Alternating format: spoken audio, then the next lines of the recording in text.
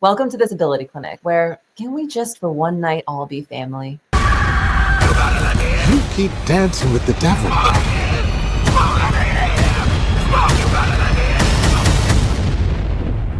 One day he's gonna follow you home.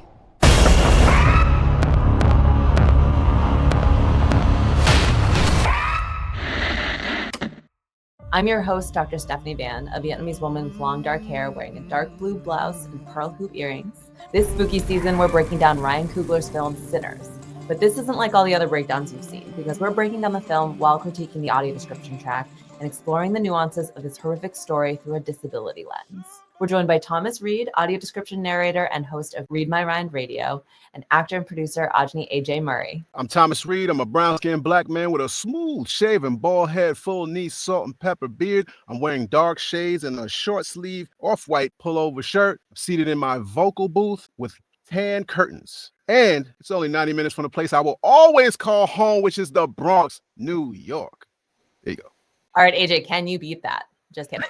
My name is Ajani Murray. I am a dark-skinned black man with a green short-sleeve shirt on with white stripes. I'm sitting in my power chair in my room, which has a blue background.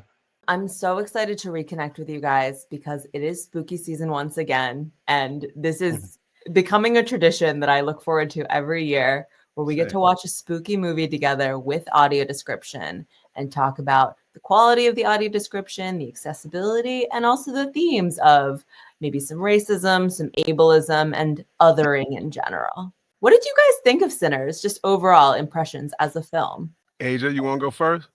So No. I can hate on you? He's like, now I'm not going to speak before you at all. I thought Sinners was an amazing film. It was so packed. It's so layered. Great acting. Shout out to Delroy Lindo. That's my man right there. I love Delroy Lindo in whatever he's in. Yo, smelling thing. I think I shot myself. Let's talk about just the opening of this movie. It's like Sinners starts with some logos and audio description. A studio lot with a prominent water tower appears reflected in a golden WB shield, which rotates into a cloudy blue sky. A crimson glint appears briefly on letters carved into a dark surface. Sinners. Say you had the most ideal audio description for this movie. Is there anything you would change? Any big, broad preferences you'd have? Definitely. I can think of one as well. The audio description narrator does not sound black. She's black. She's black. Oh, she is black. Yeah. Well, that's good to know. So what's interesting is that I want, and I think we should have more representation in every aspect of the production process, including the writing. If you don't have a writer who is black, it really is up to that writer. It's always up to the writer, even if they are of the culture, to make sure that they are doing the research to really enhance the description to stay within the culture. Okay. This particular time, I'm definitely going to say they needed a black writer on this. They did not have a black writer. I know that the audio description writer, the writer of the narration, because the person you heard did not write it. So I know her. We actually spoke after this, and she confirmed that it was not a black writer. Again, this is why I always say that I think that creators of the film should have some involvement in the AD, because Ryan Coogler went deep on this. Like there's a lot of statements in this. This is a black movie in terms of the culture, like all what's in there. I feel like if someone else wrote that description, they're going to make sure that they pull out those things that they want people to really know and to get and to think about when it comes to analyzing this film. That's so interesting, because that's like her voice sounded very much like Siri to me. It's okay. A flash shows a dark-haired man with glowing red eyes covered in blood. My son has felt the call of sin. The pastor holds out his arms and pulls Sammy into a hug. The young man squeezes his eyes shut. Leave those sinning ways where they lie. Even though she's black, which is great to hear, you're right. I think I was missing the saturation of culture that I feel like could have been part of the audio description. It was lacking in that, but she also didn't have the opportunity to do that emoting. There are a couple of other voices. I might have went with somebody a little more Southern because it takes place. Yeah. Yeah. That's definitely a direction that would have made so much sense. Staying within that content. Like, you had a lot to do, and that's no shots on her. It's definitely no shots on her, because I think she wanted to do that, but I don't think they gave the freedom or whatever to be able to do it. Like, it's time, and this movie is an example, another one of that really needs that. What do you think about the quality of the audio description? Were there times in the movie where you felt something was missing or hard to catch or hard to follow? In the beginning of the credits, there were specific drawings. It can pierce the veil between life and death, conjuring spirits from the past and the future. They weren't described at all, and I would have loved them described. Yeah, see, they would have really had to prioritize. And AJ, to your point in the introduction, it would have been so hard and taken a lot of time within the length of the movie available to these drawings to describe them, because it was like depictions of Irish culture, African culture, lots of communities coming together, telling stories, making music. Those depictions, I don't want to say they were like directly reflected in the audio you could hear, but Annie's voice is, I believe, narrating how music has two different sides. And the sacrifice was you didn't get a good description of the animations. Thomas, I was wondering if you think that a film like this, the suits that were in the 30s, the hats, the fedoras, the beautiful towns. On a town's main street, he pulls the truck into a parking space in front of a cafe. A few people mill around and one leads a horse. The twin in the blue hat stands out of the truck without stepping down and glances around with a trained, calculative look. From what I could perceive visually, like I just thought it was beautiful. He climbs down from the truck and looks around the busy street at black townspeople going about their business. And I love period pieces. I wish that it could be like a pre-show or maybe like a bonus feature. Yeah, pre-show. So rule of thumb, anything that's quote unquote sci-fi, and I think this falls into that category, is eligible. It's a great opportunity to provide a pre-show, because there's so much to describe. So 100%. So I watched two versions. I watched the AD from the US and the AD with the UK. Ooh, I didn't know there was a UK. I didn't know either. I heard about some of them casinos up there. Y'all hit it big? Smoke glances back at Lisa, who averts her gaze. Smoke glances at Lisa, who is listening in. We hit, just not the way you're thinking. Any part that sort of stuck out to me that I wanted to see how it was done in the other version, I would just mute one and go to the other. Some had some elements that I was like, describing one thing where another was stronger in a different part. There are other scenes that are really different. I'll talk about those when we get there. But yeah. It's interesting for me because not only was there AD, but there was ASL. You twins? Nah, we cousins. They do have a lot of releases in ASL right now, but those films are separate. There's AD and there's ASL. So I'm wondering if it was just a mistake or somebody said, we want this film to have all the access, even though in a way, like they kind of cancel each other out. Like I was saying to myself, a person who's deaf wouldn't be able to hear the AD, and I have a visual impairment. The person is blind, we can't see the ASL. There is all kinds of diversity in the disability community. So there are people who are, for example, deaf-blind, who have low vision and low hearing. So they do use a combination of vision, ASL, maybe hearing aids to perceive things. But I would say, yes, that's probably rarer than someone just using the ASL track or just using the audio description track. But then it's like more accessible, right? Because what if a blind person and a deaf person who uses ASL want to watch the movie together? Exactly. Yes. Oh man, Isn't that cool? I love that. That's what I'm saying. That's getting toward so there's 2 points. It's going towards that idea of universal, right? But yeah, you're right, Dr. Steph. Like there are people who are multi-disabled and have both of those things or whatever, and versions of it on the spectrum. So there could definitely be someone who uses both. You guys are exactly right. I didn't think of it in terms of that, and disability is unique and very complex, and it's not on black and white. But I wonder if this is a Warner Brothers initiative, because I'm sure there are probably other films, but the first time I even saw ASL on a film was Barbie, which is a Warner Brothers release. Do you guys ever think about dying? The other Barbies all stare at her with shocked expressions. I know about Barbie because one of my favorite ASL creators and and influencers did the ASL for Barbie. It's expanding the access and demonstrating like this can be available. This does not have to be special or hard to get. It's just another part of the streaming platforms. But I've also seen the ASL versions for The Last of Us. You know, they featured a kid who is deaf and uses ASL in the story. You know, it was really nice to have alongside that the ASL companion. He teaches her the hand signs. Endure, survive. Endure, survive. Fuck yeah, man. I'm trying to be optimistic like y'all because I feel like for me, it's still at the performative stage. If you put ASL because you have a deaf character, yay. When AD was just on Ray, yeah, you know, the what's the Helen Keller story? And it's like, that's all blind people want to watch is other blind people. It feels like that. So I'm waiting for the rest of it to start to happen. I salute them for doing it. Yeah, but you got to keep on doing it.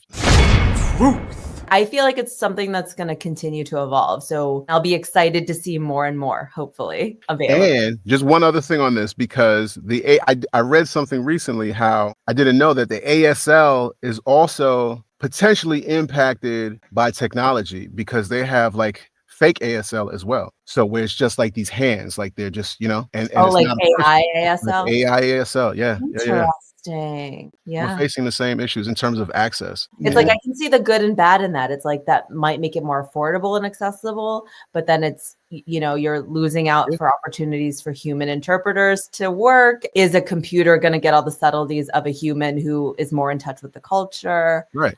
Same thing with TTS, with AI on that, or auto-generated captions. All of that stuff is the same thing. The same questions, the same issues. There's a lot of ground to cover. Yep. Maybe we should stay in the audio description lane since why not?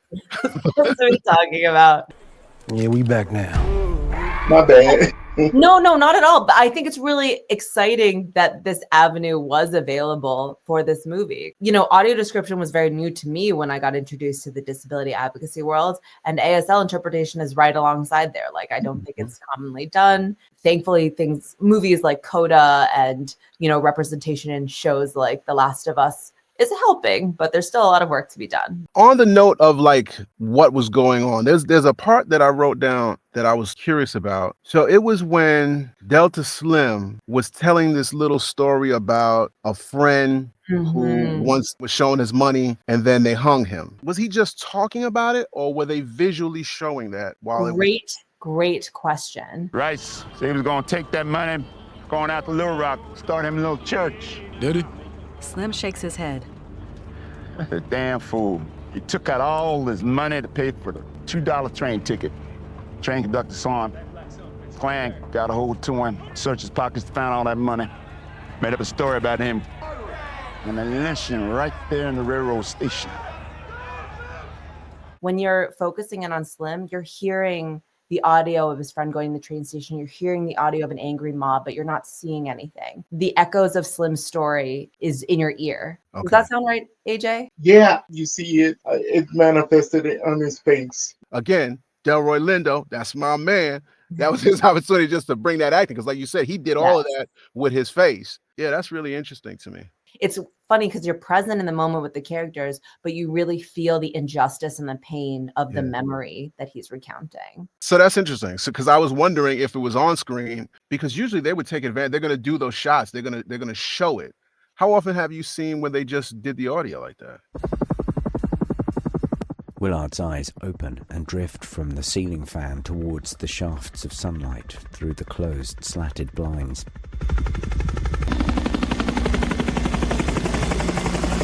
Willard rises to the window and peers through the blinds at the traffic on the boulevard below. I'm still only in Saigon. I'm not. I'm definitely not. Ryan Coogler, the director. Man. But if I were to guess, I would just say it was an opportunity to like show off his acting chops because it was beautiful. It was really tragic, and he really took me to that moment. And right after he finishes that story, he's so resilient, he just goes right into song. Slim and Stack share a look. Sammy gazes out at a cotton field. Slim slaps his hand down repeatedly. Hey!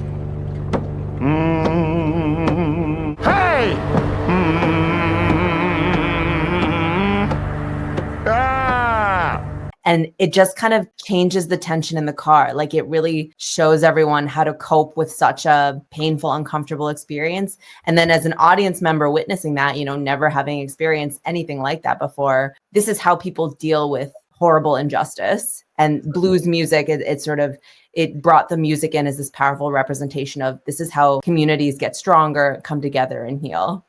Yeah, I mean, that's a big aspect of what blues is, right? There's this sort of this saying where folks will be like, you know, they want our rhythm, but they don't want our blues. I'm going to ask you about color. Were there ways that you were differentiating the twins from an audio? So visually, there is something that distinguishes them, correct? Yeah.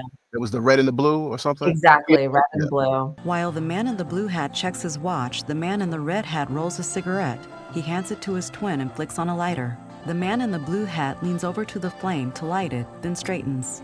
I rewind a lot because I really want to understand what's going on and if I heard something wrong or right. Like, did I hear that right? So a lot of times my mom laughs at me because she was like, you got to get every second. And I was like, yeah, I do. You know, I don't like missing anything. Yeah, that was absolutely my thing because there are times when, was that Michael B. Jordan? Yeah. Like if I was directing and thinking of accents, I might have asked for a difference in the voice, give somebody a more gruff or something, because there are points where I was like trying to follow. I was like, damn, did I miss the name? Who is that? Stack turns to the woman. You know I waited for you. Shoot, I don't know how in the hell you gonna do that. And sometimes you can just tell, yeah, like a voice or there's somebody has a lisp or something, right? Something audible that you can throw in there. That would have been good. I like doing lisps. I like putting a lisp in somebody's voice. That would have taken the cool level of the twins down just a little bit. I know some really cool people with lisps. What are you talking about? There's a lot of lispy rappers. Yeah. I think your lisp is cute. Don't listen to them, man. Say 7 sizzling sausages sizzling in a saucepan. Who should have had a lisp, Smoke or Stack? I think I'm gonna give it to Smoke. He's sort of the more sensitive one, the more thoughtful. Yeah. Give him the lisp. Want to challenge myself to see if I could, maybe? Yeah. That's why I'm not an actor. Michael B. Jordan's gonna watch. He said, brother, you are not exactly. I'm not, but I'm here for the access. What I was doing in the beginning was to just really sort of take notes. So it was like, okay, Smoke is the one who shot the guy trying to steal the car. Okay. Now I know Stack is the ones he's with his cousin right now. They're driving. So I would maintain it like that. Yeah. Which one? I think it was Smoke who was okay in accepting the money. Did he become okay or was it Stack? I don't remember now. In terms of accepting the money from the folks who were at the juke joint, that wasn't actual cash. It was like the sharecropper money. It was the wooden money or something like that. Yeah. It was like wooden nickels. So yeah. Stack was the one who was okay with it. He was like, these people work hard. Like, that's okay, it was Stack. Okay. These is good down at the Maybell General Store. Smoke steps forward, but Stack cuts him off. You like that cold, right? I certainly do. Come right up. Stack serves him. I thank you kindly. Let me holler at y'all right quick. And Smoke was the more like, hey, I'm crunching the numbers here and we can't really afford to take fake money. Okay, that's interesting because then that totally shuts down my analysis of that. All right. Well, no, I think it's a good point to make because it's not necessarily what you would expect. I would say, because character-wise, Smoke seems to be the softer one, the more understanding one. You know, he had a stable relationship. Stack seems to be more the player, you know, giving Sammy like sex advice. You ever had a scoop of that ice cream from downtown? About the same pressure you put on that. Like it tastes good, but you don't want it gone too quick, you understand? Stack drives. So maybe he's a little bit more reckless. And so you would think that the person being empathetic towards people who couldn't pay is maybe the more like heartfelt, understanding, family-oriented one. I feel like it could have been the other way around, and I think it still would have worked, perhaps. Yeah, I kind of like it the other way around for Smoke to be the one accepting it, because to me, Smoke was like, it made him more for the community. Yeah, it's just, I don't know why. That's interesting. I got to think about that. Because I thought it was the other way around. But like I said, that's where I get a little confused. Oh, no, you must have me confused. It's that real active listening that has to happen as a blind user. And it goes beyond the AD. Like I did this whole episode about active listening this year because we have to do more because there's more there for us to take. And it's part of the information that can help us understand what's happening in the movie. And sometimes we just let it go by, right? All of these different sounds and other stuff that are put in there for a reason. You know, how interesting, like if I reported back, like, hey, you know, guys, there is something that's being done audibly that lets you distinguish between Smoke and Stack. I don't know, maybe there is, and that would be really nice. It's just making me think, every time I think about this, it's just like, damn, watching movies is a lot of work. It takes a lot of bandwidth. Yeah. Especially when there's two actors who like visually look the same and are portraying twins. Well, I guess it's one actor. Speaking of what things AD may have missed, I mean, it's like you can't really capture everything because it's so exhaustive, but I remember kind of noting in my brain when we're meeting Annie in her little shop and there's a couple of girls that come in and ask to buy like a few things. Two little girls come up to the woman. Just this, Miss Annie, and a pinch of high, John. All right. Don't sell none of this on the way home. I don't want your mama coming at me crazy later. Yes, ma'am. Thank you. I don't remember the audio description describing that the money that the girls are paying Annie with is fake. So they're paying her with like wooden nickels or like, you know, fake money. Smoke was like, why are you taking this money? And so she broke it down to him at that point. Like that was the breakdown. True. Yeah, Maybe that's why it wasn't in the AD, because they actually did address it. Yeah. Yep. I can't believe you taking this make-believe shit. Smoke, give me my money for I'll cut your black ass. You gonna put that blade up, woman? Annie holds a blade to his neck. I'll trade you. I don't want your money. Don't be stupid now. I ain't stupid. Your money come with blood. All money come with blood, baby. Not like yours. Oh, that would be a good point for me to check with the UK version, because the difference between the way they approach AD in the UK and here is that the UK tends to break, quote unquote, break the rules that a lot of folks here are sticklers about. They pay for a pinch of herbs with plantation money. I can't believe you taking this make-believe shit. They might tell you more in terms of the emotional stuff. They might, as opposed to letting you figure it out for yourself, giving you the AD to help you do that, right? Well, from the dialogue, but also, you know, maybe telling you about the facial expression as opposed to telling you that the person is happy. Those are two different things, right? Okay. Yeah. And so the UK is known more for, they will just tell you that that person's happy. Yeah, because I do remember in the audio description, there's description of people's expression, like, oh, someone looks on with a furrowed brow. Yes. Or like, you know, someone gives a weird look before turning away. How you know I ain't brave? And work every route my grandmama taught me to keep you and that crazy brother of yours safe. Every day since you've been gone. She gives him a piercing look. Why those roots ain't work on our baby then? Annie's defiant expression softens, her eyes shining. I don't know. And that helps you create the image where if someone says, oh, they're happy, you don't necessarily get an image from that, right? Right. It's much more simplistic than it probably could have been. I really like the more descriptive, because sometimes, even if there is dialogue, and you'll hear directors say this, a lot of things are expressed in the person's, the way they're emoting, the way that their face looks, and that's not going to necessarily be expressed in dialogue. I was kind of chuckling at furrow because audio description, or at least the kind I listen to, they use furrow brow a lot. And I might hear it 6 times. Like, me and my mom watching something, we're like, how many times are they gonna say furrowed? They love that description for that action. If accessibility breakdowns are your thing, hit that like button and subscribe to Disability Clinic, and comment below and let us know what TV or movie we should break down next. If you want to support the channel even more, check out our Patreon page where you can contribute any amount towards producing more content like this. Thank you for watching, listening, and learning.